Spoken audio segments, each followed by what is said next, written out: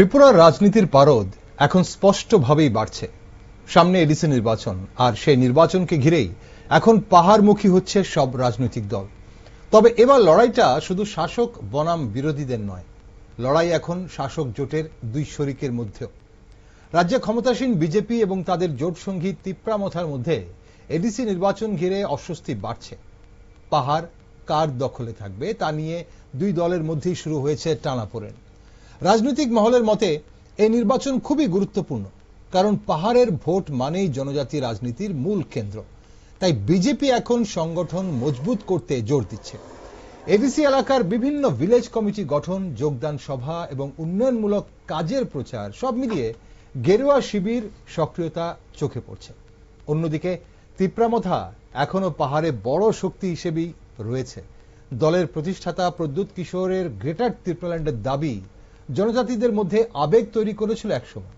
সেই আবেগ আসন্ন এডিসি নির্বাচনে কতটা প্রভাব ফেলবে সেটাই এখন দেখার। এডিসি নির্বাচন আসলে শুধু একটি স্থানীয় ভোট নয়, এটি পাহাড়ের ভবিষ্যৎ রাজনৈতিক দিশা ঠিক করার লড়াই। তাই প্রশ্ন হচ্ছে, উন্নয়নের বার্তা দিয়ে বিজেপি কি পাহাড়ের নিজেদের জমি আরো শক্ত করতে পারবে, নাকি পরিচয় ও স্বশাসনের দাবি শেষ কথা বলবে? নমস্কার, আমি দীপেন আর আপনারা দেখছেন নিউজ ভ্যানগার্ড। পাহাড়ে কি এবার পদ্ম ফুটবে, তা নিয়ে একটি আলোচনায় আজ আমার সাথে রয়েছেন বিশিষ্ট বিজেপি নেতৃত্ব, এমডিসি পদ্মলোচন ত্রিপুরা, যিনি সিপাহীজলা সাউথের ডিস্ট্রিক্ট ভাইস প্রেসিডেন্ট। পদ্মলোচন বাবু, আপনাকে স্বাগত আজকের অনুষ্ঠানে। যতন খুলুমকা, সবাইকে নমস্কার। পদ্মবাবু, এই যে অনেকেই বলছেন যে পাহাড়ে সংগঠন বাড়াতে বিজেপি হঠাৎ সক্রিয় হয়ে উঠেছে, তার আগে পাহাড়ে আঞ্চলিক দলগুলোর উপরই ভরসা রেখেছিল দল, আইপিএফটি এবং তিপ্রামথার উপর। এখন এটা কি নির্বাচনী কৌশল, নাকি পাহাড় দখলের একটা দীর্ঘমেয়াদী পরিকল্পনা করছেন আপনারা? যতন খুলুমু, তাই সবাইকে নমস্কার। আজকে নিউজ ভ্যানগার্ড পর্দায় দেবান বাবু আপনার সাথে আজকে আমাদের যে আলোচনা হচ্ছে, এটা নিউজ ভ্যানগার্ড চ্যানেলের মাধ্যমে সারা ত্রিপুরা রাজ্যের মানুষ, জাতি এবং জনজাতি সবাই দেখছে। আপনি যে কথা জিজ্ঞেস করেছিলেন যে পাহাড়ে কি পদ্ম ফুল এখন ফুটবে, আমরা বলছি না এই রাজ্যের যারা জনজাতি এবং যারা এডিসি এলাকাতে যারা বসবাস করে, যারা জাতি, সকল ধর্মের অংশের মানুষ, সকল অংশের জাতির মানুষ চাইছে ভারতীয় জনতা পার্টিকে এডিসিতে প্রতিষ্ঠিত করতে। আচ্ছা, তার কারণটা হচ্ছে 2021 সালে এ রাজ্যের মধ্যে জনজাতি এবং এডিসিতে যারা বাস করে জাতিদের মধ্যে মিথ্যা প্রলোভন দিয়ে, মিথ্যা স্বপ্ন দেখিয়ে, মিথ্যা কথা বলে এই রাজ্যের মানুষের কাছে জাতির নামে কথা বলে, দফার নামে কথা বলে, রাজার নামে কথা বলে তাদেরকে ইমোশনাল ব্ল্যাকমেল করেছেন তিপ্রামথার দল। মানুষকে আবেগে পরিণত করে, মানুষকে চোখের জল ফেলিয়ে, মানুষের সামনে কান্নাকাটি করে জনগণের ভোট হরণ করার পর, ভোট নেওয়ার পর যে প্রতিশ্রুতি এডিসিতে যে আমাদের জোট ছড়ি, বর্তমানে রাজ্যের মধ্যে যে জোট ছড়ি এডিসিতে তিপ্রামথার যে সরকার 2021 সালে যে প্রতিশ্রুতি দিয়ে ক্ষমতাতে এসেছিল, সেই প্রতিশ্রুতি পালন করেনি। আজকে 5 বছর যাবত হয়ে গিয়েছে। 5 বছরে তাদের একটা প্রতিশ্রুতিও আজকে পালন পুরা করতে পারেনি। তাই মানুষ চাইছে আগামী 2026 এডিসি নির্বাচনে ভারতীয় জনতা পার্টিকে এই রাজ্যের এডিসিতে প্রতিষ্ঠিত করতে। তার কারণটা হচ্ছে ওদের যে মিথ্যা প্রতিশ্রুতি, আমি আপনাদের সামনে একটু আপনাদের চ্যানেলের মাধ্যমে একটু তুলে ধরতে চাই সংক্ষিপ্ত আকারে। তাদের প্রথম প্রতিশ্রুতি হচ্ছে তিপ্রামথা যদি এই রাজ্যের মধ্যে ক্ষমতাতে আসে তাহলে গ্রেটার ত্রিপুরাল্যান্ড হবে। আর গ্রেটার ত্রিপুরাল্যান্ড হলে কি হবে, এই রাজ্যের মানুষের, এই রাজ্যে এডিসির মানুষের যে তাদের দুঃখ দুর্দশা, তাদের যে গরিব সেটা থেকে তারা মুক্তি পাবে। কিন্তু এডিসির মানুষ বুথ দিয়েছে, বুথ দেওয়ার পরও এই এডিসিতে যারা বসবাস করে জাতি এবং জনজাতি তাদের দুঃখ দুর্দশা এবং তাদের ভাগ্য এখনো জুতেনি। তাদের ওরা যে গরিব ছিল এখনো পর্যন্ত গরিবই থেকে যাচ্ছে। কিন্তু সেই দায়িত্ব ত্রিপুরামথা আপনাদের উপর চাপাচ্ছে। আপনারা রাজ্যে ক্ষমতায় রয়েছেন এবং তারা বলছে যে বিজেপি কোনোভাবে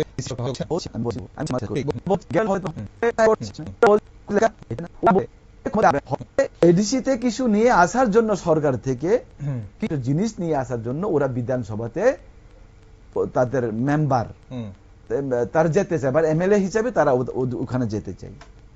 তো এই রাজ্যের জনগণকে আবার ওয়ান লাস্ট ফাইট করে বলে আবার হবে 2023-এ সেই প্রতিশ্রুতি দিয়ে মানুষ আবারও তাদেরকে বিশ্বাস করে 2023-এ 13 জন মানুষের স্বার্থের জন্য কথা বলার জন্য, সমাজে পিছিয়ে পড়া মানুষের স্বার্থের জন্য কথা বলার জন্য ওরা 13 জন এমএলএ বিধায়ক পাঠিয়েছিল। কিন্তু আজকে পর্যন্ত সেই বিধায়ক একটিও কথা বলেনি এডিসির উন্নয়নের জন্য। সেখানেও থেমে থাকিনি।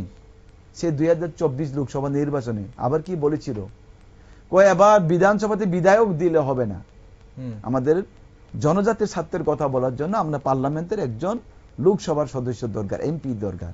সেখানেও ওরা পাঠিয়েছে, তারপরেও হয়নি। জনজাতিদের কোনো দুঃখ দুর্দশা। এমপি কোথায় পাঠালেন? এমপি তো বিজেপির এমপি। বিজেপি তো লোক পরিবার তো রাজপরিবারের লোক।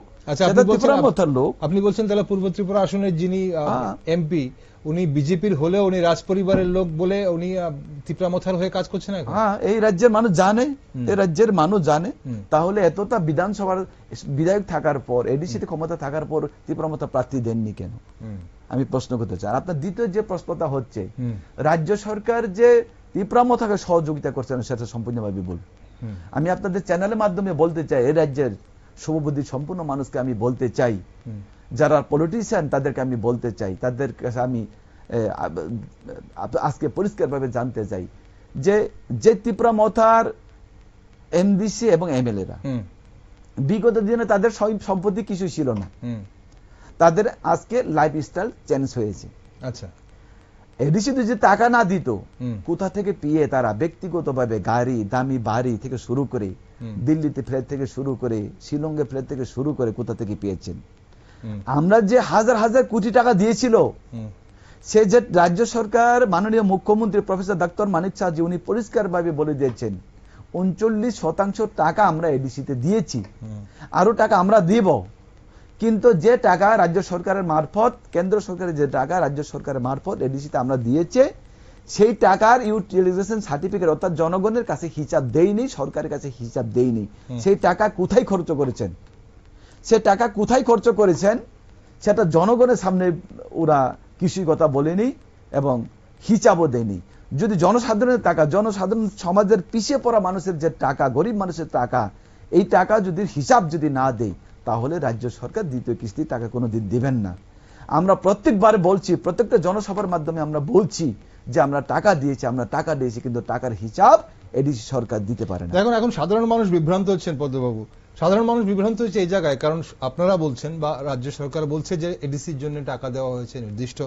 এখন মুখ্যমন্ত্রী বলেছেন কোন এক জায়গায় 6000 প্লাস মানে 6500 কোটি টাকার প্যাকেজ দেওয়া হয়েছে এডিসিকে। এখন এডিসি থেকে বলা হচ্ছে বা ত্রিপুরামথা বলছে যে তারা যেই টাকা পাচ্ছে সেই টাকা এডিসির উন্নয়নের জন্য যথেষ্ট নয়। এখন মানুষ, আপনারা বলছেন দিচ্ছেন, এডিসি ত্রিপুরামথা বলছে, এডিসি সরকার বলছে পাচ্ছে না। এখন প্রশ্ন হচ্ছে যে আপনারা রাজ্যে মথার সাথে আছেন, মানে মথার সাথে আপনারা সরকারে আছেন, অথচ এডিসি নির্বাচনে 28টি আসন একা লড়ার কথা বলছেন।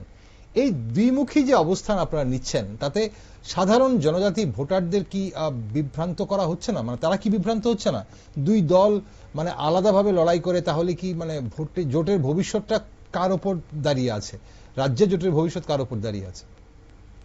আমি আপনাদেরকে বলতে চাই, রাজ্যের মানুষকে বলতে চাই, এই রাজ্যের মধ্যে আমরা রাজ্য সরকার ওরা আমাদের সাথে আছে, রয়েছে। শুধু ওরা নই, আমাদের আইপিএফটি, আমাদের জোট সঙ্গে আইপিএফটিও আমাদের সাথে রয়েছে। আমরা রাজ্য সরকারের জোট হয়েছে, সরকারে রয়েছে, রাজনৈতিকগতভাবে আমাদের আলাদা। এবং আমরা এডিসিতে আমরা জোট করিনি, আমরা এডিসিতে কিন্তু জোট করিনি, আমরা জোট করেছি রাজ্য সরকারের মধ্যে। ওরা নিজে রাজ্য সরকার এখন বর্তমানে ওরা নিজেও রয়েছে। আমি বলতে চাই ওদেরকে, ভারতীয় জনতা পার্টির একক সরকার নয় এই রাজ্যের মধ্যে। আমাদের সাথে জোট রয়েছে আইপিএফটি, আমাদের সাথে জোট রয়েছে ত্রিপুরা মথা।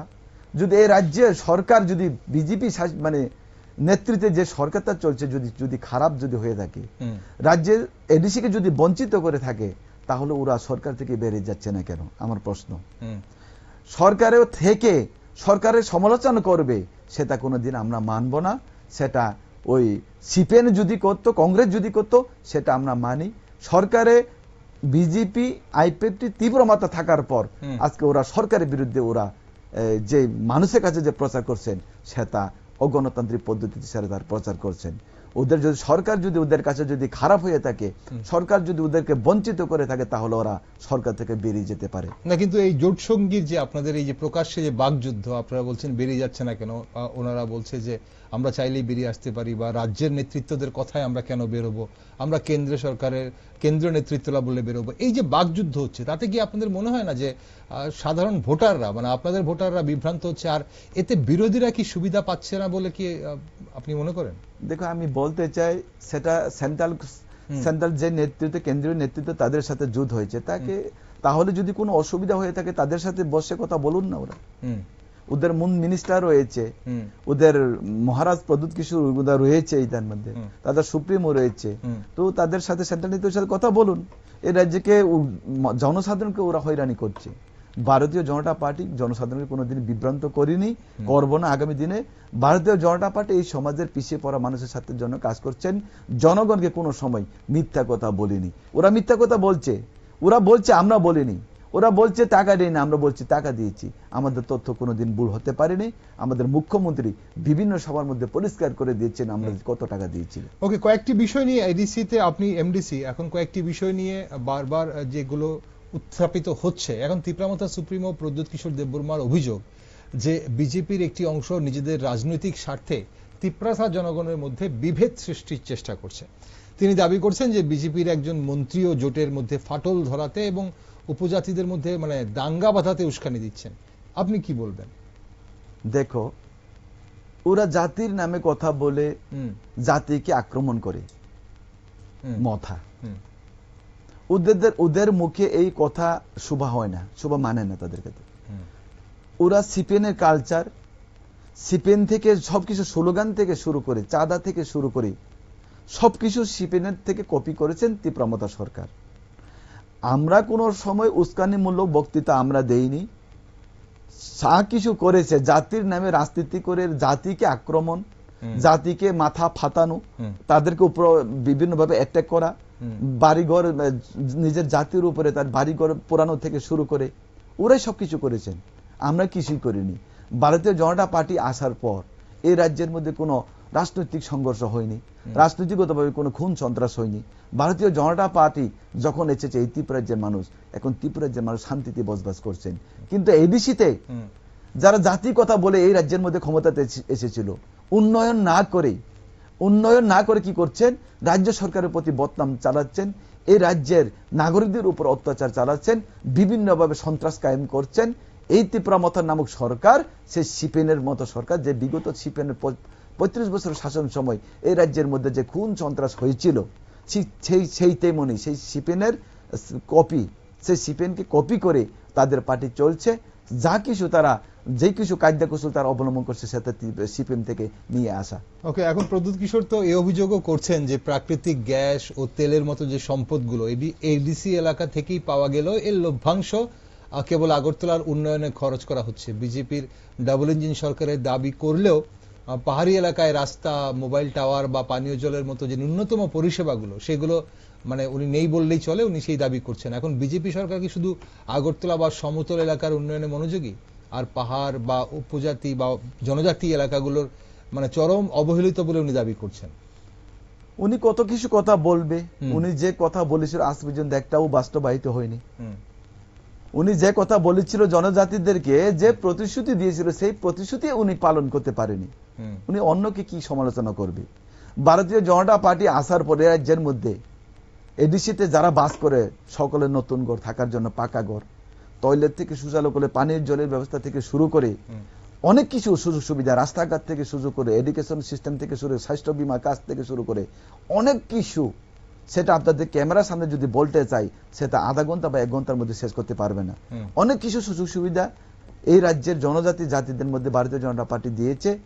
আর এখন উনি ভুলে গেছেন এখন গণতন্ত্র যুগ, গণতন্ত্র, ভারতবর্ষ গণতন্ত্র দেশ, এই ত্রিপুরা রাজ্য গণতন্ত্র দেশ, এই ত্রিপুরা রাজ্য ভারতবর্ষের মধ্যে এখন রাজতন্ত্র নেই, এখন তো আর রাজতন্ত্র নেই।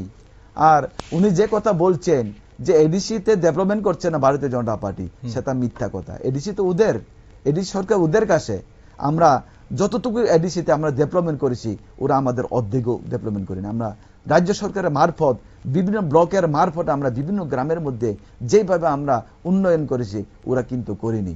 এডিসি খালি উন্নয়ন এডিসি দিয়ে হয় না, আমাদের রাজ্য সরকারের পক্ষ থেকে একটা পার্ট আমাদের ব্লকের মাধ্যমে আমরা এডিসিতে উন্নয়ন করে থাকি, সেটা আমরা করি।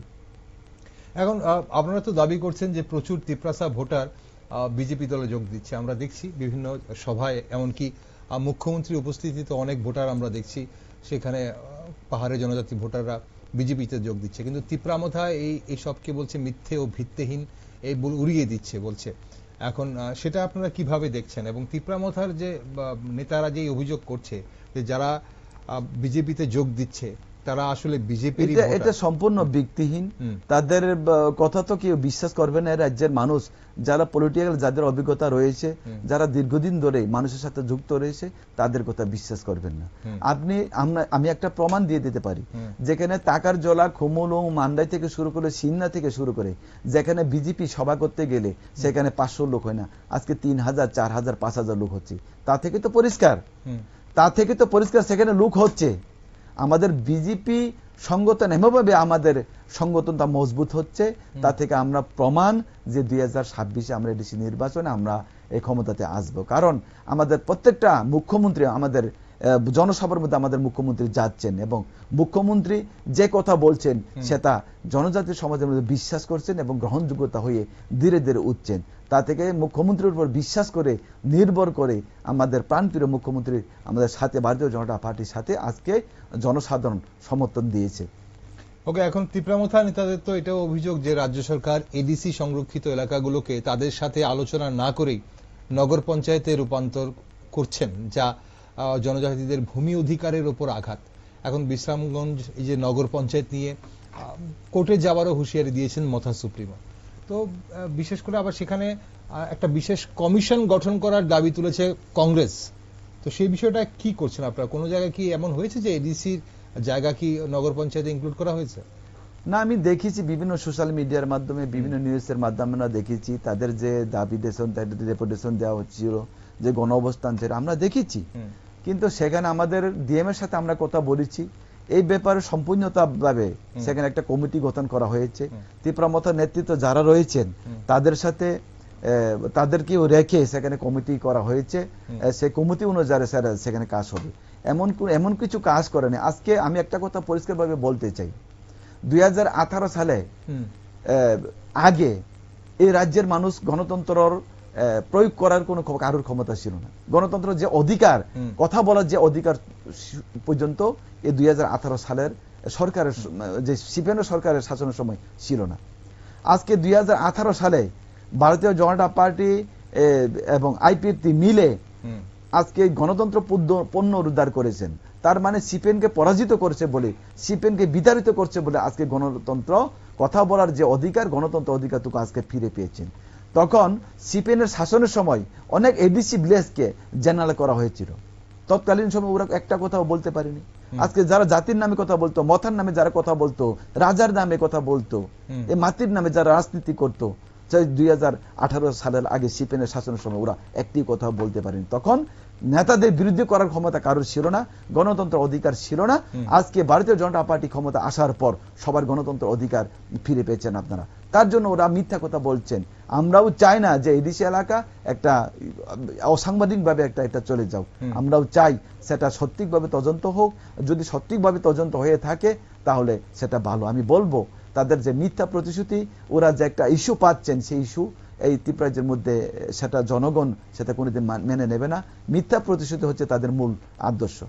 ওকে, পদ্মবাবু, আপনি শুরুতেই বলছিলেন যে ত্রিপুরামথা ইমোশনাল ব্ল্যাকমেইল করে 2021 সালে এসছে, মানে সেখানে গ্রেটার ত্রিপুরাল্যান্ডের দাবি তুলেছিলেন। ত্রিপুরাল্যান্ডের দাবি ছিল আইপিএফটির, এবং সেটাকে তারপর গ্রেটার ত্রিপুরাল্যান্ড বলে দাবি তুলেছিলেন মথার যারা নেতৃত্বরা রয়েছেন। এখন মথা সবসময় গ্রেটার ত্রিপুরাল্যান্ড বা সাংবিধানিক সমাধান নিয়ে সরব। এখন বিজেপি কেবল উন্নয়নে মানে দিয়ে কি সেই আবেগকে ছাপিয়ে যাবে বলে মনে করেন?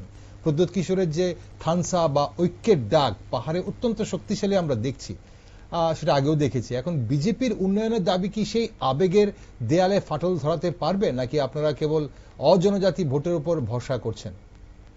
না, ওরা তো বলছে আপনারা থানচা হবেন, আপনারা একত্র থাকবেন, একতাভাবে থাকবেন, আমরা সবকিছু পাবো। হ্যাঁ, পেয়েছি। ওরা কি পেয়েছি? মানুষ থানচাকে বিশ্বাস করে, মহারাজকে বিশ্বাস করে বুথ দিয়েছে। কিন্তু বুথ দেওয়ার পর ওরা কি করেছেন? তাদের লাইফ স্টাইল চেঞ্জ করেছেন। তাদের দালান গাড়ি থেকে শুরু করে, আইফোন থেকে শুরু করে অনেক কিছু সয় সম্পত্তি, ব্যাংক ব্যালেন্স তাদের বাড়িয়েছে। তো আমরা বলতে চাই, থানচা বলে রাজ্যের জনগণের ভাগ্য পরিবর্তন হবে না। যে গরিব যে অবস্থাতে ছিল সে অবস্থাতে থাকবে। থানচা হলে থানচাতে বলার জন্য যে বাড়িতে থাকা থেকে আপনি থানচার আন্দোলন করবে, যে বাড়িতে থেকে দফার আলোচনা করবেন, জাতির কথা বলবে, মাটির কথা বলবে, সেই গড়টা হচ্ছে ভারতীয় জনতা পার্টির দেওয়া। আপনি যেখানে থেকে ফ্রি রেশনে চাল খেয়ে জাতির জন্য আপনি যে লড়াইটা করছেন, সে লড়াইটা হচ্ছে ভারতীয় জনতা পার্টির আন্দোলনের ফসল। আপনি যেই মোবাইলের সাহায্যে আজকে গালিগালাজ করছেন ভারতীয় জনতা পার্টি বিজেপিকে, সেই মোবাইলটা ভারতীয় জনতা পার্টি সরকার ভারতবর্ষতে আসার পর, নরেন্দ্র মোদীজির নেতৃত্বে আসার পরে সেই ইন্টারনেটের ব্যবস্থা এই ত্রিপুরা রাজ্যের মধ্যে ভালোভাবে হয়েছে। বিগত দিনে ছিল না। আজকে যে মোবাইলের সাহায্যে প্রদ্যোৎ কিশোর বা আমাদের ত্রিপুরা মথারা যে প্রচার চালাচ্ছিলেন, বিজেপির সম্পর্কে আবুল তাবুল মন্তব্য করছেন পাগলের মতো, সেই মোবাইলটা যদি বিজেপি যদি না আসতো, এই ইন্টারনেট ব্যবস্থাটা ঠিকমতো হতো না, এই সিস্টেমটা ছিল না। আজকে ভারতীয় জনতা পার্টি আসার পর সবকিছু মোবাইলের মাধ্যমে ব্যাংকিং যে পরিষেবা করে দিয়েছেন, অনেক কিছু সুযোগ সুবিধা দিয়েছেন। আপনি থানচা বলে আপনার কোনো কিছু হবে না। থানচা বলে জনজাতিদেরকে আর কোনোদিন হয়রানি করতে পারবে না। থানচা বলে জনজাতিদের যে বুথ অধিকার সেটা আর কোনোদিন হরণ করতে পারবে না, এটা আমার বিশ্বাস। এখন তারা বলছে যে বিজেপি ত্রিপ্রাসাদের প্রতি বিশ্বাসঘাতকতা করেছে। আপনি বলছেন যে এই সুযোগ সুবিধা বা গণতান্ত্রিক সুযোগ সুবিধা যা মানুষ পেয়েছে, পাহাড়ের মানুষ বিশেষ করে জনজাতি মানুষ সবই বিজেপি আমলে পেয়েছে। এখন ত্রিপুরামথা বলছে যে বিজেপি ত্রিপ্রাসাদের প্রতি বিশ্বাসঘাতকতা করেছে, বিশেষ করে চাকরি, শিক্ষা, ভূমি ব্যবস্থা বা অন্যান্য যে উন্নয়নের প্রতিশ্রুতিতে সবকিছুতে ওরা বিশ্বাসঘাতকতা করেছে। তারা মনে করছে যে নির্বাচনে জয়ী হবার পর বিজেপি পৃথক ভাষায় কথা বলছে এবং ত্রিপ্রাসাদের অধিকার সংক্রান্ত যে মৌলিক দাবিগুলো সেগুলো পূরণ করছে না। এই ত্রিপ্রাসা অ্যাকর্ড তারা করেছে, কিন্তু সেখানে কোনো অধিকার তারা পূরণ করছে না, এমনটাই বলছে। সেটা সেন্ট্রালে গিয়ে বলুক না। ত্রিপ্রাসা যে অ্যাকর্ড, এটা রাজ্যের নেতৃত্বের সাথে ওরা চুক্তি করেনি। ত্রিপ্রাসাদের যে অ্যাকর্ড, সেটা রাজ্য নেতৃত্বের সাথে, ভারতীয় জনতা পার্টির রাজ্যের নেতৃত্বের সাথে বসে ওরা করেনি, ওদের দিল্লি নেতৃত্বের সাথে বসে করেছে। ওদের যদি কিছু বলা থাকে ওরা দিল্লিতে গিয়ে বলুক। আর ত্রিপ্রাসাদের বিজেপির কোনোদিন অপমান করেনি, বরঞ্চ আমরা বিশ্বাসঘাতক করিনি। ভারতীয় জনতা পার্টি সরকার, ভারতীয় জনতা পার্টির প্রফেসর ডাক্তার মানিক স্যার নেতৃত্বে যে সরকার, সেটা জনজাতিদের কোনো সময় বিশ্বাসঘাতক করেনি। জনজাতিদের জন্য 21টা একলব্য স্কুল সেখানে করেছেন, বিদ্যাজ্যোতি চালু করেছেন, জনজাতি এলাকাতে 9টা যে ন্যাশনাল হাইওয়ে দিয়েছেন। সারা ত্রিপুরা রাজ্যের মধ্যে আপনার মহারাজার নামে যে এয়ারপোর্ট এইগুলি করেছেন, এবং মহারাজার নামে যে অনেক জায়গাতে যে প্রতিমূর্তি সেখানে বসিয়েছেন, এবং বরমুরাকে আমরা বড়বাসের সম্মান দিয়েছি। রিসা, আমাদের যে ট্রেডিশনাল যে রিসাগুলি আমরা যে গলাতে আমরা নিয়ে ব্যবহার করতো, জনজাতিদের যে কালচারটা, সেটা আমরা জিওটেক মাধ্যমে সারা বিশ্বের দরবারে পৌঁছে দিয়েছেন। মহারাজার নামে আমরা রাজপুত্র, একটা রাজ পরিবার একজন সদস্যকে আমরা এই রাজ্যের মধ্যে আমরা গভর্নর বানিয়েছে, তেলেঙ্গানার মতো জায়গাতে আমাদের রাজ্যপাল বানিয়েছে। বিজেপি এই রাজ্যের মধ্যে আসার পর অনেক কিছু জনজাতিদের সম্মান বেড়েছে, সম্মান আমরা দিয়েছি, আগামী দিনে দেখব। জনজাতির স্বার্থের জন্য যেভাবে কাজ করে চলছেন ভারতীয় জনতা পার্টি বিজেপি সরকার, সেটা 10-15 মিনিট বা আধা ঘন্টার মধ্যে সেটা বলা সম্ভব নয়। পদ্মবাবু, আপনি এমডিসি, আর আপনাদের অবশ্যই এই মুহূর্তে জনজাতি অংশের বিজেপির অনেক নেতৃত্ব রয়েছে, মন্ত্রীও রয়েছে। মথা জনজাতি মুখ্যমন্ত্রীর দাবি তুলেছেন। আপনি কি মনে করেন যে নৃগোষ্ঠীদের উন্নয়ন কি জনজাতি মুখ্যমন্ত্রী হলেই সম্ভব? দেখো, এটা 1993 থেকে আমি যতটুকু জানি 98 এর মধ্যেও এই রাজ্যের মধ্যে মুখ্যমন্ত্রী হয়েছিল। মুখ্যমন্ত্রী হয়েছিল কিন্তু স্বরাষ্ট্র দপ্তর ছিল না। আমি এই কথাই মনে পড়ছি যে 1977 সালে বামফ্রন্টরাও যে 1977 সালে এই ত্রিপুরা রাজ্যের মধ্যে ক্ষমতা এসেছিল, তখন বামফ্রন্ট কি কথা বলছে? বামফ্রন্ট বলছে পাহাড়ি বাঙালি বাই বাই একসাথে বাঁচতে চাই। ওদের এরকমই তো একটা স্লোগান ছিল, পাহাড়ি বাঙালি বাই বাই একসাথে বাঁচতে চাই। কিন্তু 1977 সালে এই ত্রিপুরা রাজ্যের মধ্যে বামফ্রন্ট সরকার আসার পর 1980 সনে এই রাজ্যের মধ্যে কি হয়েছিল? 1980 সালে এই রাজ্যের মধ্যে জাতি এবং জনজাতির মধ্যে কি হয়েছে? দাঙ্গা হয়েছিল। মুখে বলছে শুধু, কিন্তু প্র্যাকটিক্যালি সেটা বাস্তবায়িত সেটা হচ্ছে না। তো 1993 থেকে 98-তে যে সরকার ছিল ত্রিপুরা রাজ্যের মধ্যে, দশরথ দেবের যে মুখ্যমন্ত্রী নেতৃত্বে সরকার, উপমুখ্যমন্ত্রী ছিল, মুখ্যমন্ত্রীও ছিল। ত্রিপুরা রাজ্যের মধ্যে জনজাতি মুখ্যমন্ত্রী হয়ে কি করেছেন আমরাও দেখেছি।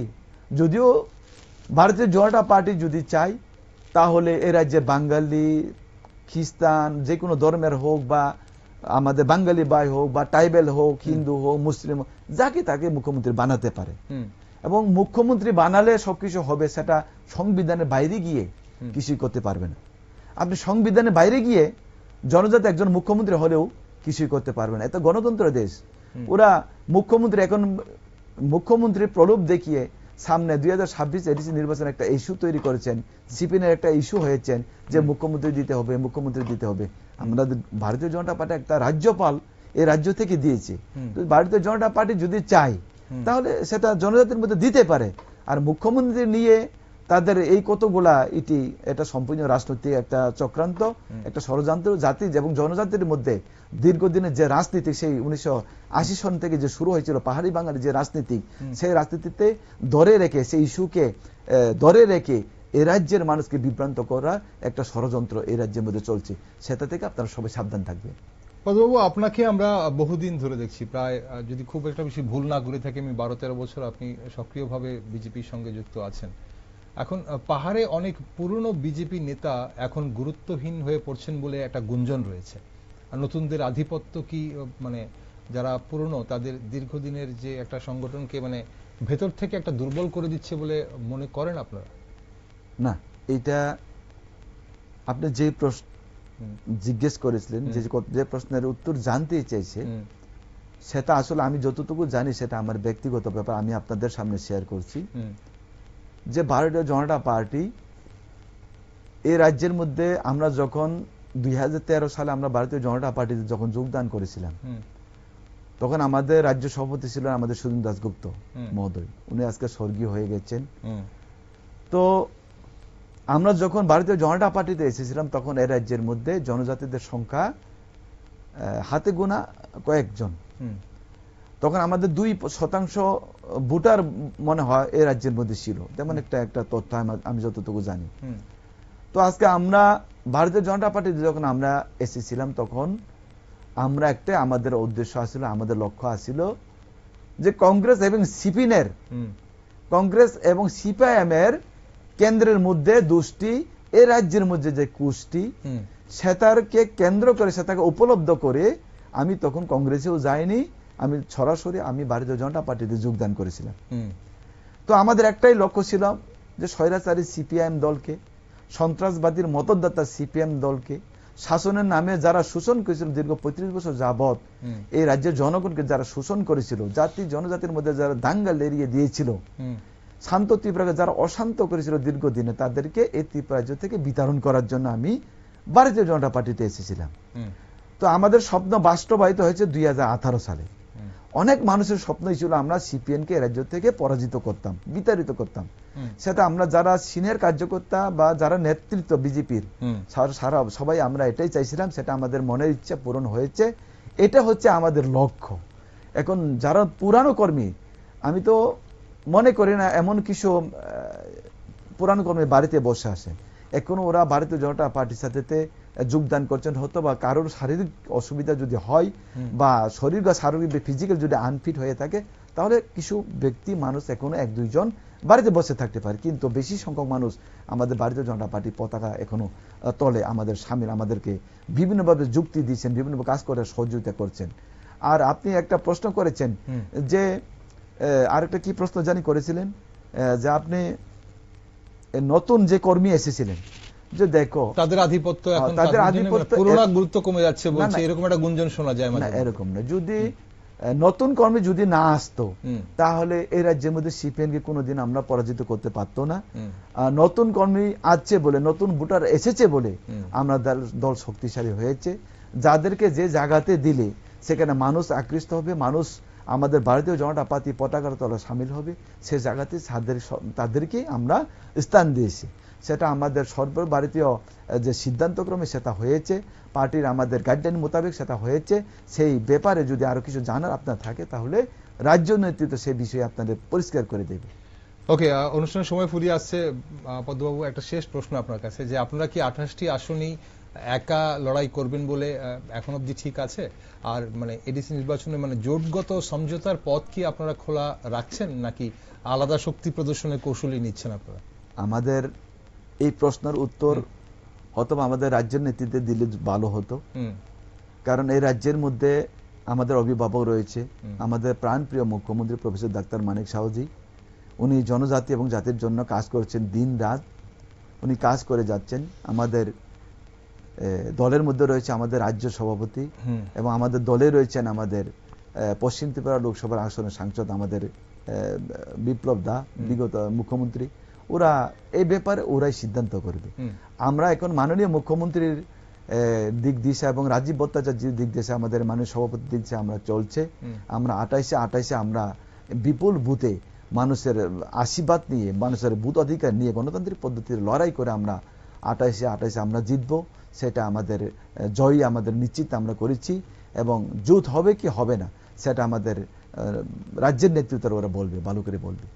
ওকে, আর যদি নির্বাচনের পরে এমন যদি কোনো ধরুন মানুষের যে বার্তা তা যদি আপনাদের দুদিকে ভাগ হয়ে যায়, তাহলে কি পরে নির্বাচনের পরে জোট হবার সম্ভাবনা বা রাস্তা খোলা রাখছেন আপনারা?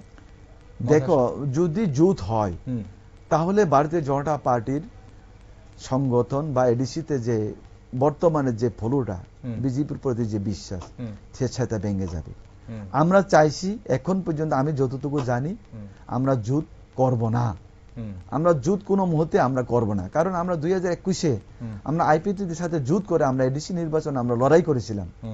তা থেকে কি হয়েছে, আইপিএফটি 18টা আসনে প্রতিদ্বন্দ্বিতা করে একটা আসনে জিততে পারেনি।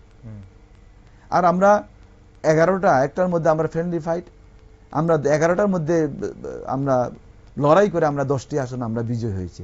তার মানে ভারতীয় জনতা পার্টির যে সংগঠন অনেক মজবুত, গ্রাসরুট লেভেলে আমাদের কর্মীর সাথে আমাদের সম্পর্ক রয়েছে। তো আমরা আগামী এডিসি নির্বাচন আমি যতটুকু জানি আমরা জোট করব না। আমরা এককভাবে সংখ্যাগরিষ্ঠতা আমরা এককভাবে আমরা লড়তে চাই, এবং আমাদের সফলতা আসবে, এটা আমাদের বিশ্বাস। 28টির মধ্যে কটি আসন আশা করছেন আপনারা? আমরা 28 আমরা পাবো।